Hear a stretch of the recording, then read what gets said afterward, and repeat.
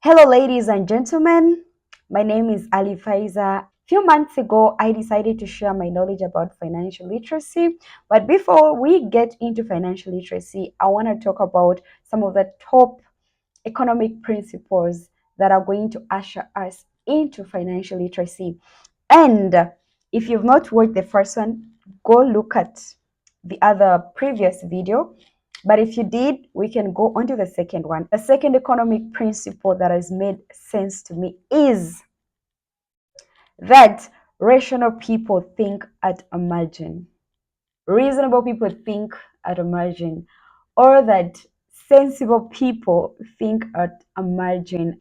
That means they don't think in totals, they don't think in summation, they don't think in completion of something, but how they think in increments. They think in terms of additional benefits and additional costs, right? So if you're going to be investing in a business, say you're going to earn 100 million. After the 100 million, what other additional benefits do I get from there? So something like that, basically. Yeah. So you ask yourself, should I stop at earning only this 100 million, or I should get something more on top? So that is what we are learning today. Rational people think at a margin.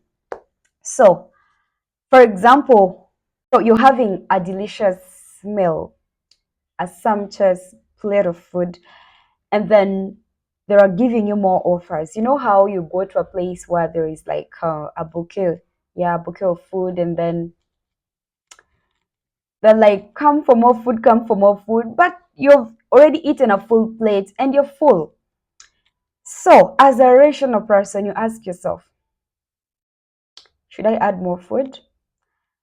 The benefit you're going to get from that is you're going to get more food.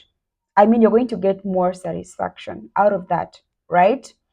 But the cost is that you're likely going to sleep some more, or get a stomach upset, or have some issues with your stomach because you ate a lot. Yeah. Or just waste the food, because some people go for more food, but then what they're going to do actually is to just select the meats and then trash every other thing. Another example I can give you is of a border rider. Yeah. Remember, we are talking about rational people think at a margin. You think at additional benefits and additional costs that you're going to gain from something. You don't just stop at the summation of the benefits or the summation of costs.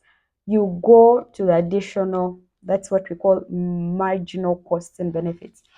You're a border rider, right? You've worked up to say 9 p.m. and you've made some good money. Let's say on a good day you've made like 100,000, and just as you're thinking about going back home, someone approaches you and the person is like, hey, I want you to take me to, which place is very far, let's say from town to Entebbe, and you're not even going to use the express. Okay, even if you're going to use the express, but you feel like the money that you made is enough for that day. But this person insists and says, you know what, I'm actually going to pay you more. I'm going to give you like 50,000. And 50,000 is 50% of what you had already made for the day. And so it's a juicy deal you can't say no to. So as a rational person, you're going to ask, okay, the additional benefit is that I'm going to, earn more money, literally 50% more of what I already earned, which is a good deal. But the additional cost is the person you're carrying may be a thief. They may be having some dangerous weapons that can actually hurt you. Or you may get an accident. Or anything can happen. So, as a person, you're going to ask yourself, okay, all this, what can I do? Should I just hold my 100 and go home? Or I add this one? So, as economists, or as business people, or someone who wants to make money, always think at a margin. I'm going to invest in this thing. from the first profit, what other additional profits can I make out of this? Right? What are the additional costs? You're going to buy a used car, and then someone tells you, yo, you're gonna need like 15 million to first fix this car. I don't have much knowledge of cars, but I can give that. Like, you have to give some money, say that they work on the car and all of that. Yeah.